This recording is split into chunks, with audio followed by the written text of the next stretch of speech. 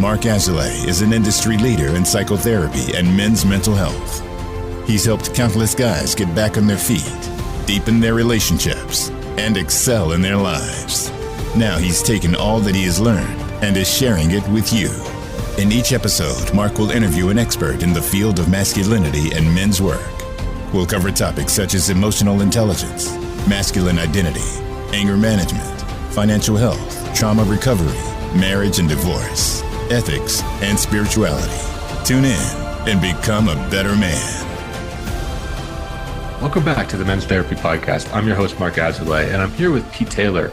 He's a co-founder of the Awakened Man Project, a father, an ex-pro athlete, and a leader of thousands of men. I'm really excited to have this conversation with you because as I've been digging into, what male communities are out there, I love what you guys are putting together. It seems like an incredible blend of coaching, teaching, mentoring, events. I mean, you got it all. So I'm really happy to learn more about you and your program. Welcome to the show. Cool. I'm excited to talk about it. It's this is the thing that I needed years ago, still need now. Like I frequently say to the guys on the calls, it's like this work that we're doing together, like I need it just as much as you guys are receiving it. Yeah. So let's just dig in with your personal story. Tell us a little about yourself, Pete. Like, what was your relationship with masculinity growing up, and how did you get into doing men's work? If you'd said the word men's work to me even 2 years ago, I'd have had no idea what you were talking about. I wouldn't have had a clue what you were talking about. Just 2 years ago, I was in a bricks and mortar business that I had built. I had a team of 20 people. I was very much in the architectural world. I was doing architecture, interiors, construction, completely different world to what I'm in now. But like where my journey of masculinity started, if I go back to like when I was 13, 14 years old, back then my bone and muscle density was 3 years below what it should have been. I was later, doctors prescribed me with all sorts, but what that meant when I was a young boy was that a 13-year-old looking like a 10-year-old, a 16-year-old looking like a 13-year-old. And I very quickly got the nickname Little Pete, very quickly was bullied, not just by the boys, physically by the boys, verbally by the girls. Mm-hmm. Right. And so from a young age, and like when you're a teenage boy, it's hard anyway. Like there's loads of stuff going on. Right. So this adage of being Little Pete, but that led me to going to the gym really, really early. Led me like 15, 16, starting to go to the gym, starting to train. And I learned quickly that it was well within my power to change, not just physically, but going to the gym made me feel good and gave me more confidence. And then it was, I think there was no coincidence that not long after that, like the bullying stopped. And I started to change as a young boy coming into a young man. Yeah, I'm curious about that time. I find it so interesting talking to other like millennials, right, or elder millennials, where I feel like we didn't really question or think about gender in the same way that the younger generations do now.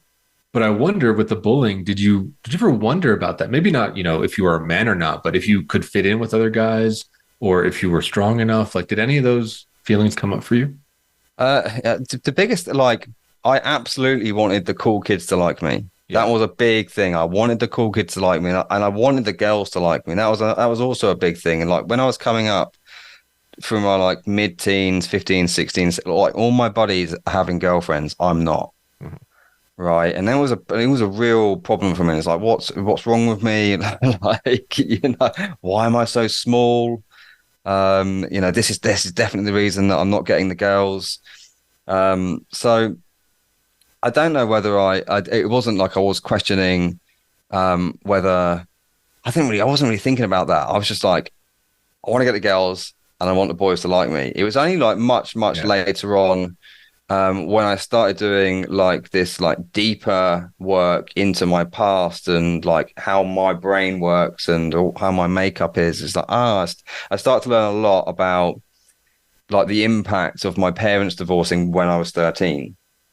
And me then like my mother bringing me up and my father moving away when I was probably 15. He moved to a different country. So I then started to learn like the impacts that had on my masculinity, which was not, yeah, probably as important of a role as the bullying did and as the little Pete did. Oh, 100%, right? I mean, growing up with an absent father and going through that, you want to share a little bit more about what that divorce was like and how it impacted you?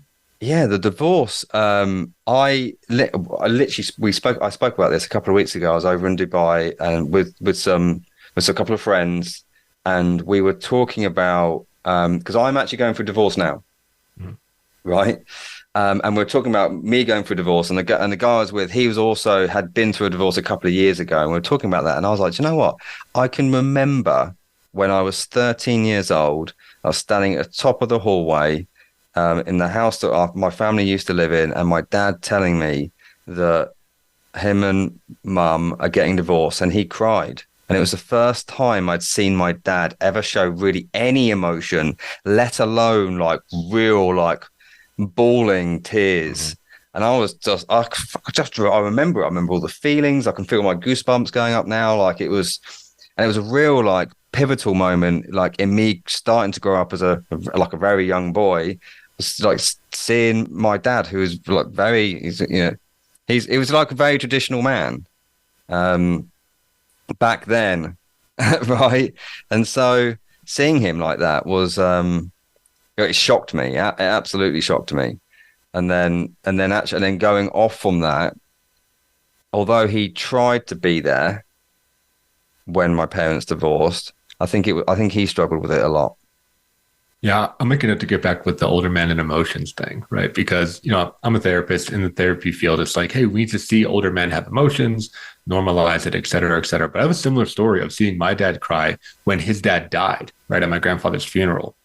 And it was the most disturbing thing. It disturbed me on such a core level because similar sounds like to your father, he's very stoic. He's happy and jokey, but there's no sadness or grief there. And when I saw that, it wasn't this like liberating moment. It was terror. I felt real terror seeing my dad cry. I'd never seen him in a state like that ever. Yeah, for sure. It's when you've not seen it, it's a shock because you look like he's the man. Like men don't like it, and even at that age, like at 13, it was instilled into me that men don't cry. Right. And if dad's crying, if the man is crying, something's really wrong. Yeah, absolutely. Something's really wrong. So let's keep moving through your story, right? So you go from bullying, you go through the divorce. Where do you go from there? Yeah, so coming into my like later teens, I'm taking the gym really seriously. I'm also taking money pretty seriously as well. Like I just want to earn money. Started doing the paper round when I was 13. Started selling. Do you remember like Pokemon cards? Yeah. Started selling the Pokemon cards on the playground. Nice. So like there was like I wanted to earn money, and I started work when I was 17. Got straight into the corporate world. They took me to university. I continued with the gym. I was I was becoming obsessed with that. I was trying every diet, trying every sort of routine. And in my early 20s, as I started to climb the corporate ladder, I also started to compete in the gym world. So like in the bodybuilding, like fitness modeling world. So getting up on stage, which is, and like from being bullied about really the way I looked. Yeah. To going to be on stage. Now I look back at that now, I'm like, fucking hell, I had some balls, right? To be on stage, really to be judged on the way I look. That's the only way you win those competitions. You're being judged on the way you look. Mm-hmm. Yeah, down to like the finest detail, right? To like single muscle definition and all that. Absolutely. Yeah. It's all got to be symmetrical. It's like the way you present yourself on stage, the way you hold your confidence on stage, the way you move on stage. It requires an awful lot of confidence, and it requires an awful lot of discipline to be able to get yourself into that sort of physique, and an awful lot of sacrifice. So I continued that bodybuilding, sort of fitness modeling. It wasn't a career. It was a hobby. And in the end, I won a number of competitions, and I got my pro card, and I competed in the London O2 Arena and thousands of people. And that was a very interesting time for me because it taught me how to be disciplined. it taught me that if I really, really wanted, because I wanted to win, it's like if I really, really wanted something and I put my mind to it and I put everything into it, then I had a good chance of doing that. And then that discipline that I learned from really just all that sacrifice, just doing the hard shit I didn't want to do, getting up at 5 a.m. to go and train when it's raining and cold in England, right? And then having to go back to the gym in the evening to do the same, to train. And just like the religious eating, you're only eating your chicken and rice and potatoes and that's what the food was. So, but learning that taught me great skills and behavioral traits for then going off to build my business, which is then what I did in my late 20s. Yeah. I think about this idea of male initiation. Right. And I think you're talking about two of the main ways that guys do it, right? Is like fitness and business, right? Entrepreneurship. Yeah. It sounds like you really went hard on both, which is incredible. You know, this idea of, like you said, having to show up, practice discipline, push yourself, kind of get out of some of the more boyhood ideas like procrastination, right? Or laziness or, self-destructive behavior. It sounds like you really had to do that. Do you feel like you were initiated during that time? Like, was that your kind of boy to man transition? Kind of. I like my boy to man transition it probably was in my early 30s. Mm-hmm. There was never, I don't think there was ever really a defining like, I've crossed the border now. Like I've had that, like I've sacrificed the lamb. I don't think there was ever that defining moment. Like I absolutely do remember being in my early 30s and thinking I am fucking just still a boy in a man's body. There's still so many like boyish tendencies, and there was so much for me to learn. And being really honest, it was probably only a couple of years ago where I really made a big, like, impactful change, which was when. So just to backtrack a little bit to my very late 20s, I set up a business, and I set that up with a business partner, and we grew that business from living room to 3-story building in London, and we won loads of awards, and we had a big team, and we did really well.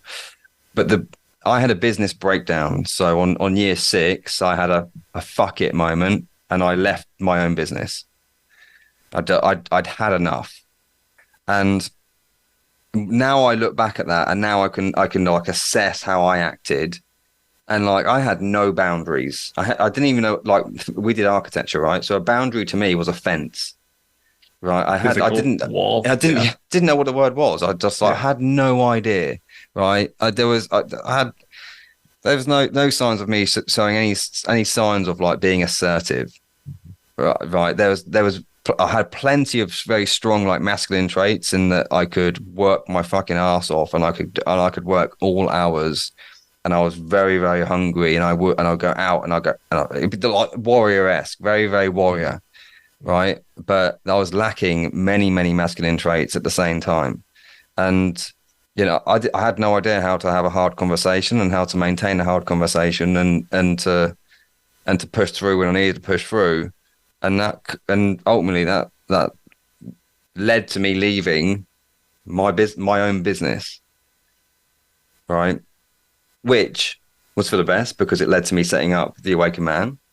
Because it was absolutely what I needed. I was in search for something, and I'd been in, like, my personal development journey started when I started going to the gym. I started reading books on like how to be confident, and then that was it. I was a bookworm, and I was a gym goer, and I was a personal development addict ever since then.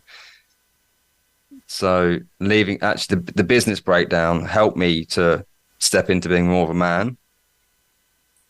And it also put me on a journey of finding like my own masculinity, which then led me to setting up the Awakened Man, because I couldn't find it. I couldn't find anywhere to teach me. Yeah. And so it's like, well, if I can't find it, I'm just going to create it, and I'm going to bring the experts in, and then I'm going to surround myself with other great guys. And then before we know it, we're 2 years in, and we've got thousands of guys that are in our communities.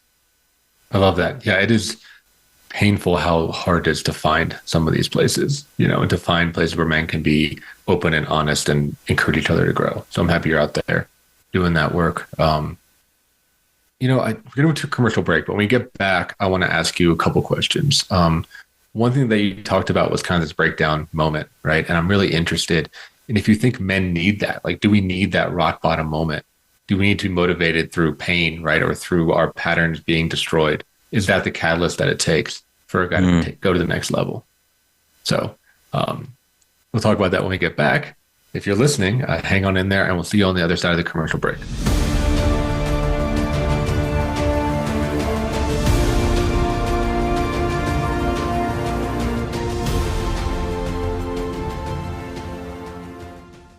Men's Therapy Online is now accepting new members. Men's Therapy Online offers a solution to the lack of outlets for emotional expression, positive role models, and access to meaningful milestone experiences. In our post-COVID world, loneliness is at an all-time high.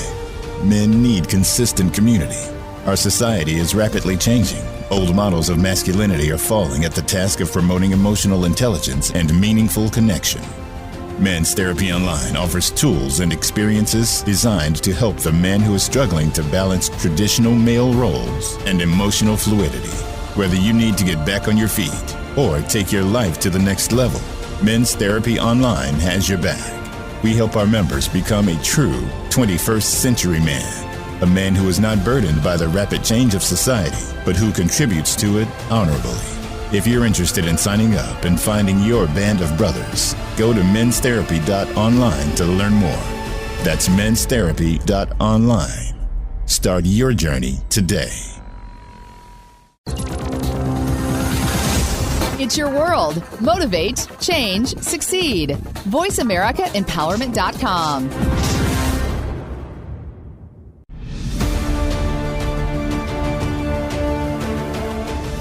You are listening to the Men's Therapy Podcast with Mark Azalea. To reach the show today, please call 1-888-346-9141. That's 1-888-346-9141. Or send an email to podcast@menstherapy.online or visit www.menstherapypodcast.com. Now, back to the Men's Therapy Podcast. Welcome back to the Men's Therapy Podcast. I'm sitting here with Peter Taylor. He's the co-founder of the Awakened Man Project. And I pitched him a question at the end of the last segment where I talked about, do you think that men need that rock bottom suffering moment where everything falls apart? For you, you talked about where you pushed yourself way too far, right? And you had to really just have a fuck it moment and walk away from your business, right? Like it got you up to a point, right? The warrior hustle mentality. But at some point, it's just like, holy shit, this is unsustainable. So I'm curious, do you think men need pain? Yeah, 100%. I think it's sometimes it's a little bit sad that us guys sometimes need that fucking awful moment to turn our lives around. Mm-hmm. So in my mid-20s, I lost my best friend in a car accident. So he was 25. I was just about to turn 25. And up until then, I'd never really had anything bad happen to me. I actually remember fucking thinking, like prior to that car accident, I've never really had I've never actually had anything bad happen to me. I've had a pretty easy ride. Like no one around me's died, and I had the bullying back then, but I was way over that then, and I'd already seen it was helping me. Mm. And when Danny died in a car accident, that fucking turned my world upside down. It was, we used to talk every day. It was one of those relationships every day. And back in the day, he was the cool kid. He was the guy that I really I admired. And then we became best friends. And then that was it. One day, done, boom. And of course, I went through an incredible amount of pain, incredible amount of trauma. And it was about probably 18 months after that when I started to pick myself back up that's when I started my business. Right, I had a fuck it moment in my corporate career, and I was like, oh, fuck this, I'm out, boom, done. Started the business, and then later on I had the same fuck it moment in my own business when I left my business because we had kind of a bit of a breakdown. Because I'd put myself through so much pain, but all this pain, and I can look back at Danny's death, and I'd love it if he was sat with me here now, but he's not. And I absolutely grew from that. Like I absolutely became a better man from that. I agree. Like I do think all men need pain. I think that men need to do hard shit. I think in today's society, men don't do enough hard shit, and it's very, very easy for guys just to fucking get away with it. It's extremely easy for guys just to sit at home and play the PlayStation and just mull around and watch porn and go on social media and then watch a little bit more porn and then just feel sedated. And there's no one really there like to fucking keep them accountable, pick them back up or say, what the fuck are you doing? They haven't got that. So then it's easy. I agree. Yeah, there's like a big pull down into this kind of lethargy, depression thing that I see a lot of guys in, right? And they're lost. There's no male role models. There's really no reason in a lot of ways, right? Like a lot of guys, can get by, right? Whether it be because of our privilege or because of our families or because of, we can like live a mediocre life very easily. And there's not the same kind of suffering that I imagine there was historically, right? Like you don't have to go out there and hunt the elk, right? Or, keep watch on the walls or do any of that stuff, right? So I think it does take action, right? It takes guys putting themselves into situations in which they will suffer on purpose. And I think for a lot of people, a lot of men will stick with guys. Like that's like not palatable. They don't want to do that. They don't want to suffer on purpose. They're like, why would I do that? So I'm curious for you, like, how'd you talk to somebody about that? How do you, motivate a man to like suffer on purpose or to bring challenge into their lives? I put a fucking mirror in front of his face. Yeah, there you go. Like, so I had this on today's Awaken Man call, and I lost my shit at a couple of the guys, and I could see their faces because I don't always lose. I don't always lose my shit with the guys. They like it that I have high standards, and they go, well, I like to listen to what Pete's going to say because he's got high standards of what he does, and we see that he does what he says he's going to do. I think guys get a lot from that, but every so often, I think guys need a kick up the arse. They need a punch in the gut, and then there's a bit too much of the let's talk openly, and we'll put an arm around you and give you a cuddle. I think there's absolutely a place for just like getting some shit off your chest. It's like let's just get some stuff off your chest. Now let's move forward. But if you're not moving forward, then I think it needs I'm just going to shine a mirror up at what's going on, and here's the reality of it, because no one else is telling you. No one else is telling you that you're fat and you look like shit, and you could do something about it because you've done something about it before, but you haven't done anything about it now. And you got kids, and you got a wife, and you're being lazy, right? So that's one thing. And then your business isn't performing. Why isn't your business performing? Because you're just not doing the actions you need to do. You're being lazy again. You're getting easily distracted by a phone. That you're looking on Instagram, and then you're looking on the highlight reel because there's ladies on there, just constant ladies in their bikinis and their tops off and all this, and now you've got an urge in the middle of the day to go and jerk off, right? And because no one's around, you go and do it, right? And now you feel tired, and then you've just neglected all the stuff you need to do in your business, and then it repeats, and then you don't look after your health. And a lot of the time it's because they don't want to do hard stuff because it's easy not to do hard stuff. I get up at 4 a.m. It's hard. And I get up at that time because it's hard and I like doing hard stuff. I can train earlier and I can also get a good amount of work done. I go to bed earlier. I make sure I get my sleep. But it's so easy for a guy not to get up early. I'm not saying you need to get up at 4 a.m. It doesn't matter what time you get up, but it's very, very easy for a guy to say to himself, "Do you know what? I'm gonna get up at 6. I'm gonna get up an hour earlier than I normally do, and I'm gonna go and train. I'm gonna go and do something hard. I'm gonna go and move my body." And then when the time comes and the alarm goes off, and then you go, "I'll do it tomorrow. I'll snooze for 10 minutes. It's warm in bed." It's just the easy decision. It's so easy to make that decision not to ultimately step up into the discomfort, into the uncomfort, and you just stay safe. Mm. And I think this is the thing that a lot of guys don't get. I think a lot of guys get away with it because they think they're never going to die.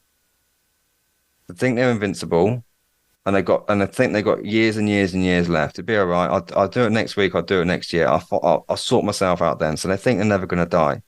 But I can tell you from my fucking experience, people die. Just like that. Just like my mate Danny did. They die. The next thing is, they think that no one's looking at them. And because no one's watching them, there's no one to keep them account.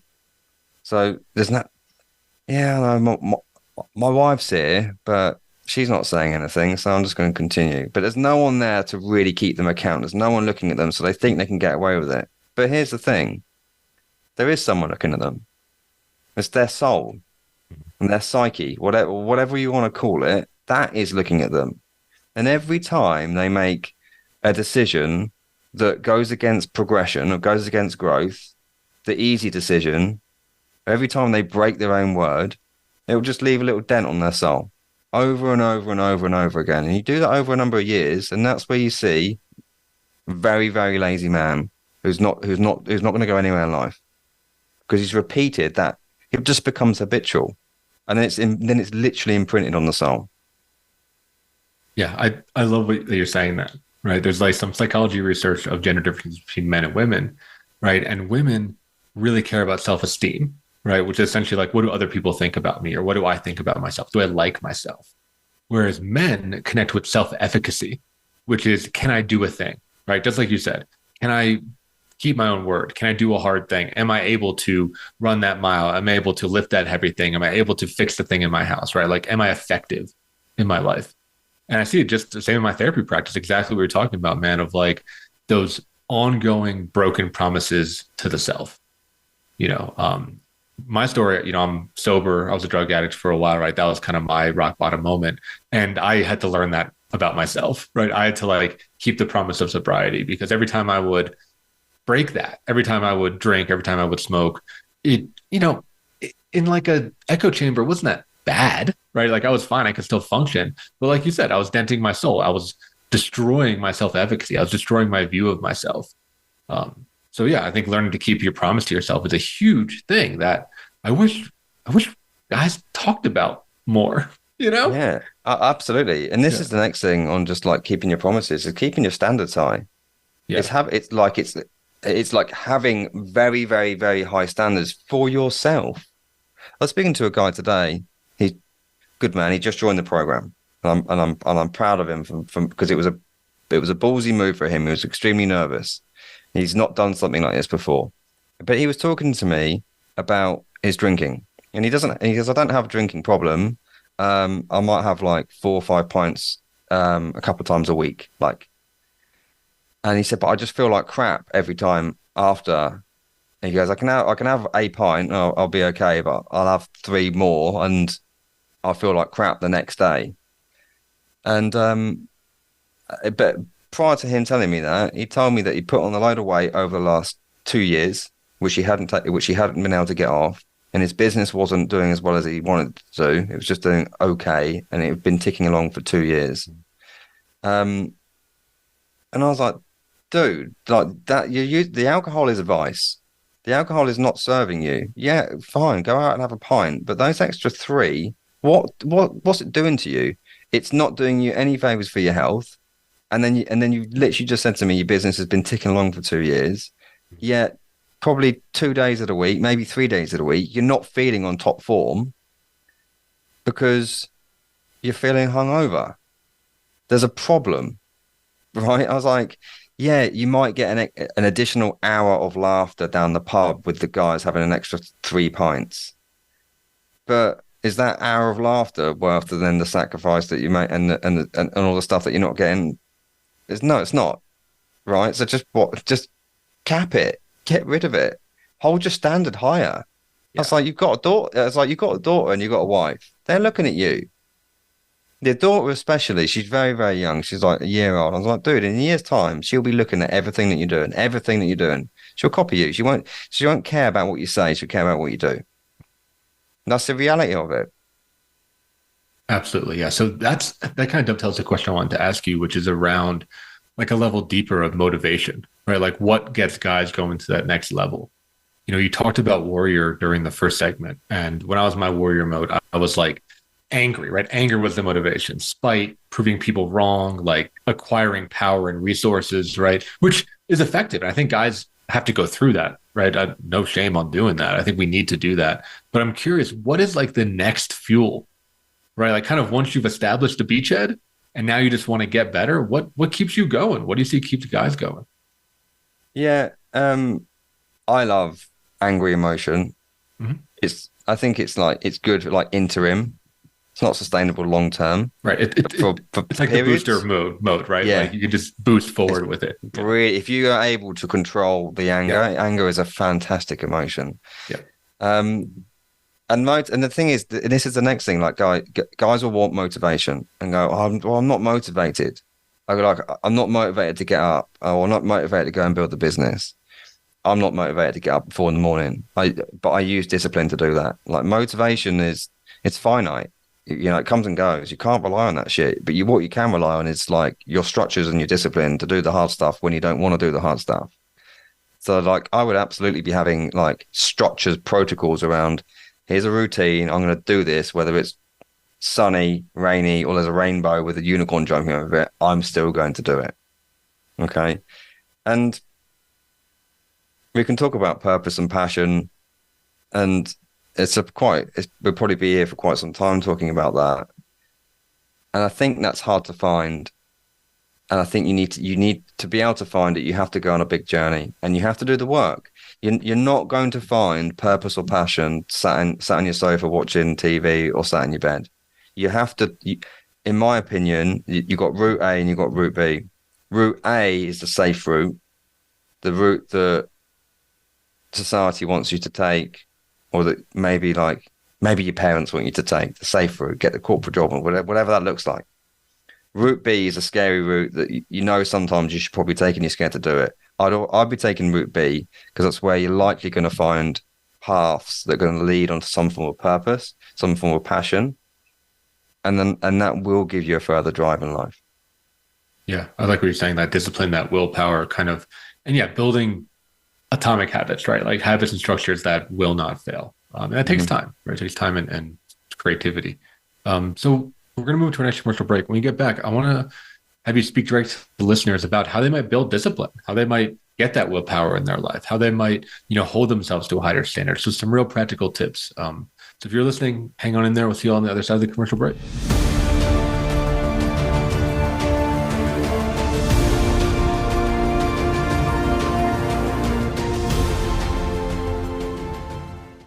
Men's Therapy Online is now accepting new members. Men's Therapy Online offers a solution to the lack of outlets for emotional expression, positive role models, and access to meaningful milestone experiences. In our post-COVID world, loneliness is at an all-time high. Men need consistent community. Our society is rapidly changing. Old models of masculinity are falling at the task of promoting emotional intelligence and meaningful connection. Men's Therapy Online offers tools and experiences designed to help the man who is struggling to balance traditional male roles and emotional fluidity. Whether you need to get back on your feet or take your life to the next level, Men's Therapy Online has your back. We help our members become a true 21st century man, a man who is not burdened by the rapid change of society, but who contributes to it honorably. If you're interested in signing up and finding your band of brothers, go to menstherapy.online to learn more. That's menstherapy.online. Start your journey today. It's your world. Motivate, change, succeed. VoiceAmericaEmpowerment.com.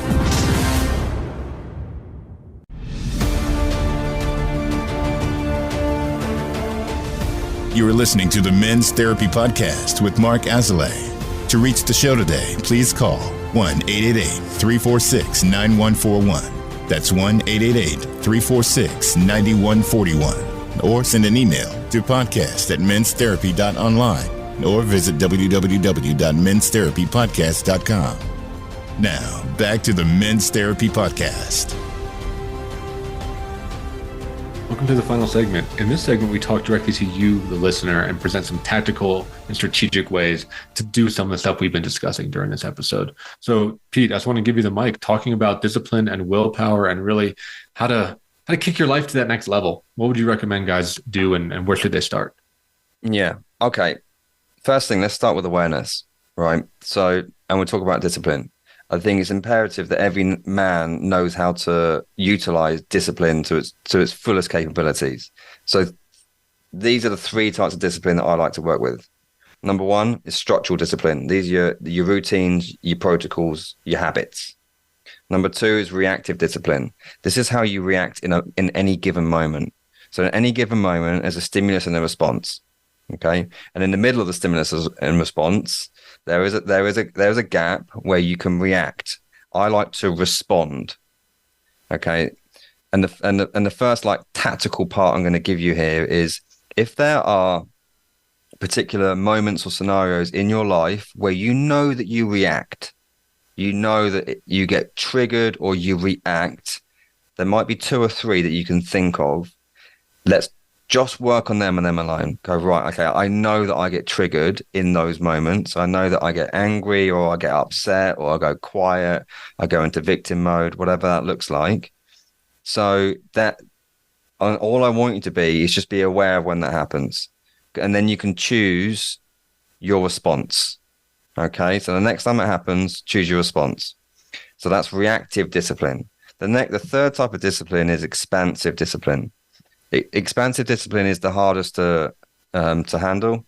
This is the moment to moment, but being able to think bigger.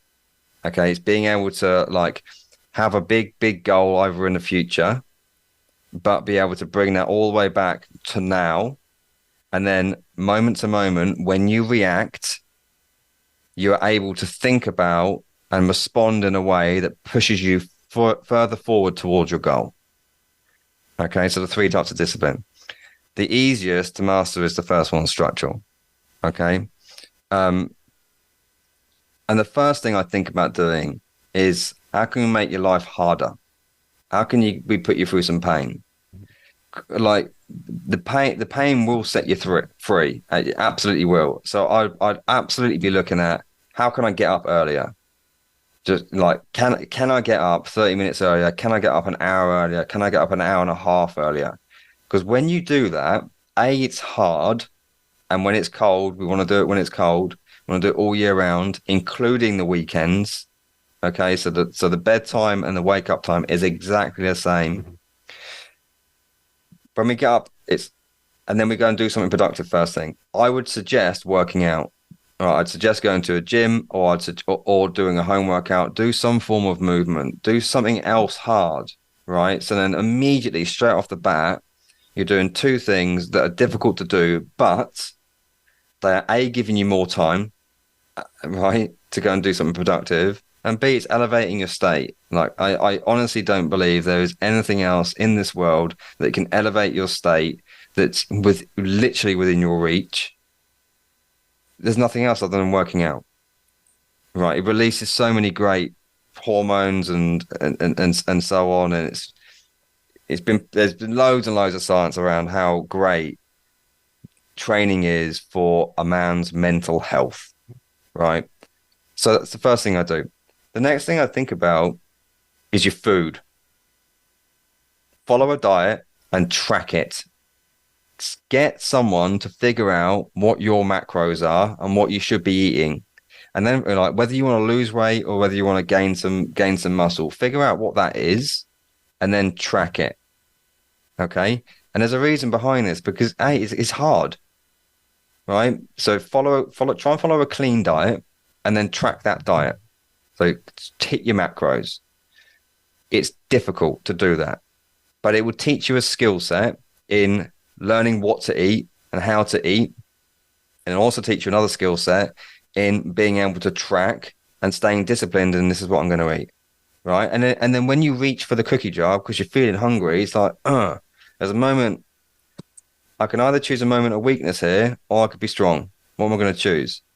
And I can assure you that happens 10 times over the course of a day. and you don't give in to the weakness of the cookie jar or the whatever it is you're going to eat, the chocolate bar or the bit of pizza.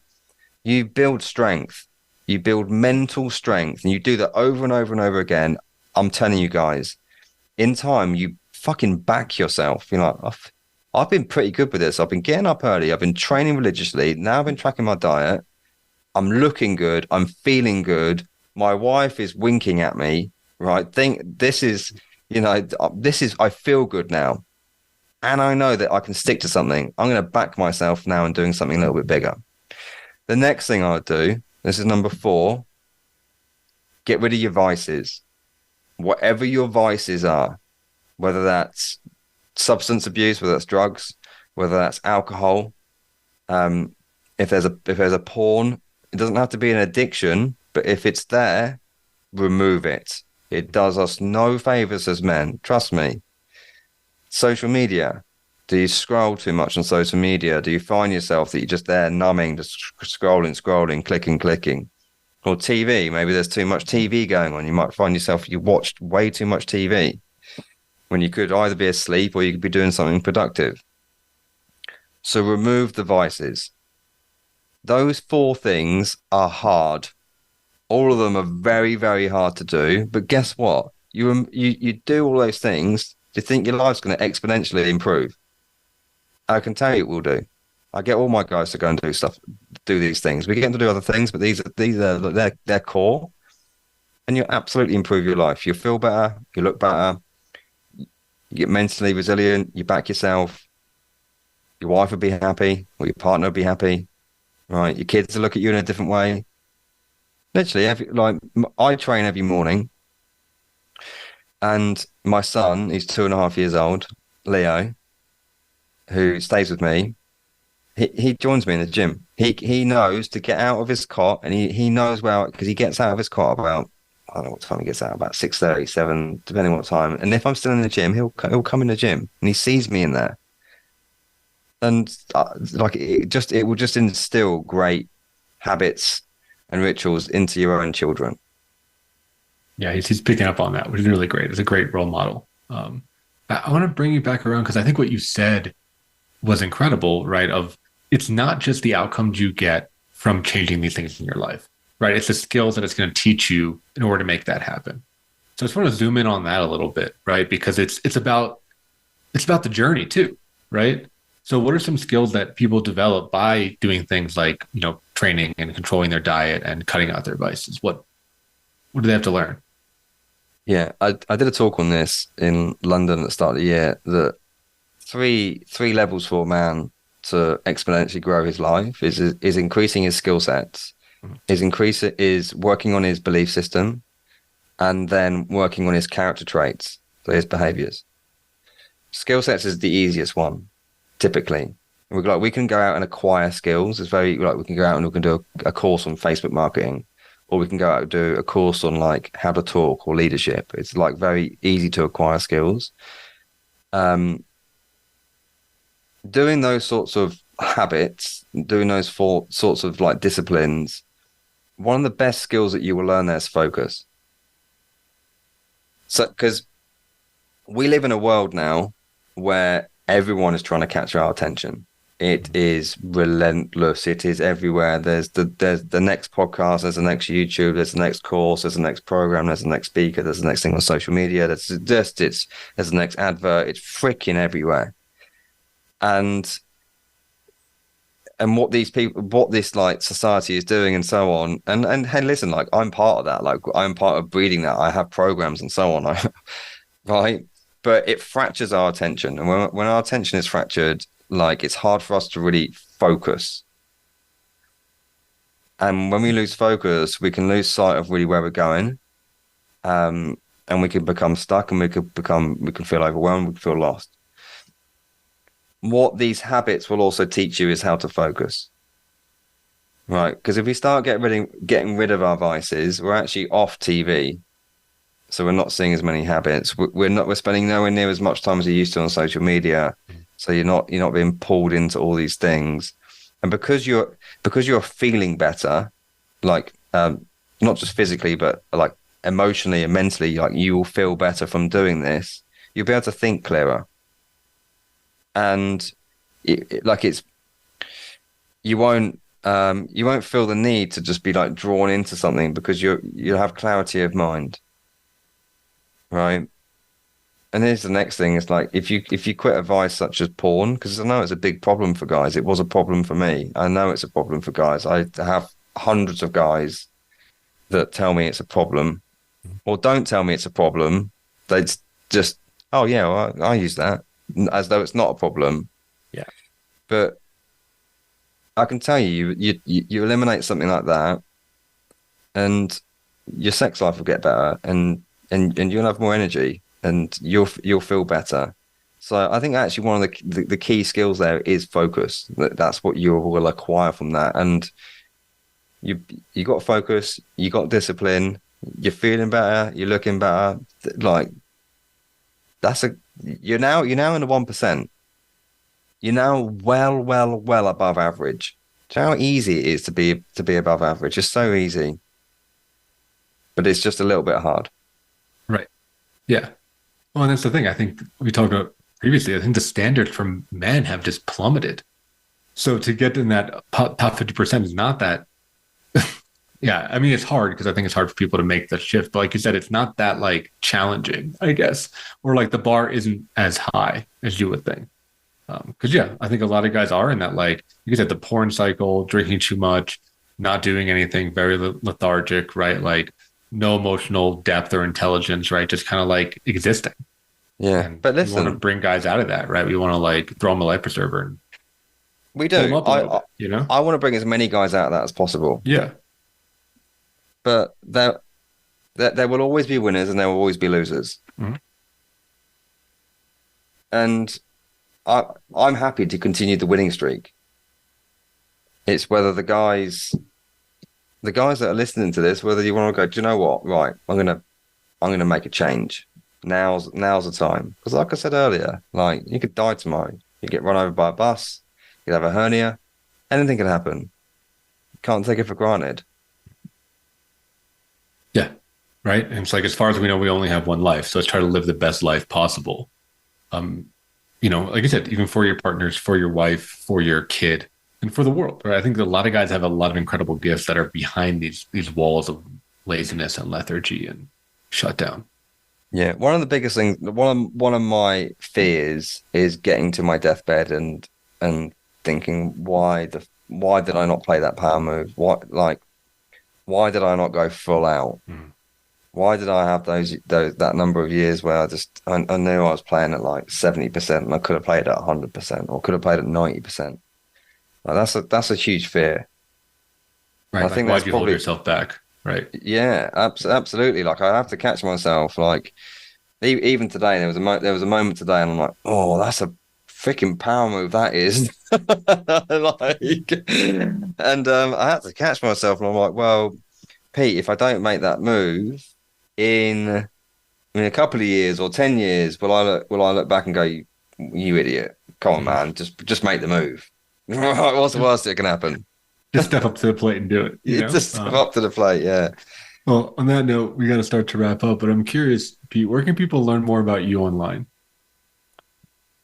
I am very active on Instagram. My handle is Pete_Taylor. I'm extremely active on there. The second place is heroicman.com. That's where we're at. That's actually our new website. We're just moving over to heroicman.com. Great. Yeah, check it out. Great programs. If you need that, like a little kick in your ass, featured guy. Yeah. With pleasure. So thanks again for joining me on the show. Listeners, thanks for tuning in. If you feel like a guy needs to hear this, share it, right? Send it to him. Listen to an hour. I think it could be really helpful to get a guy who's like stuck in a rut, listen to what Pete's saying and just kind of get his ass moving, for lack of a better term, So yeah, like it, do all that stuff, share it, and we'll see you next week. Another episode of the Men's Therapy Podcast. Thank you for joining your host, Mark Azoulay, on the Men's Therapy Podcast. Be sure to tune in again live next Friday at 2 p.m. Eastern Time and 11 a.m. Pacific Time on the Voice America Empowerment Channel and anywhere podcasts are found. To support the show, leave a review on your favorite podcast platform. For more information or to apply to be a guest, visit www.menstherapypodcast.com.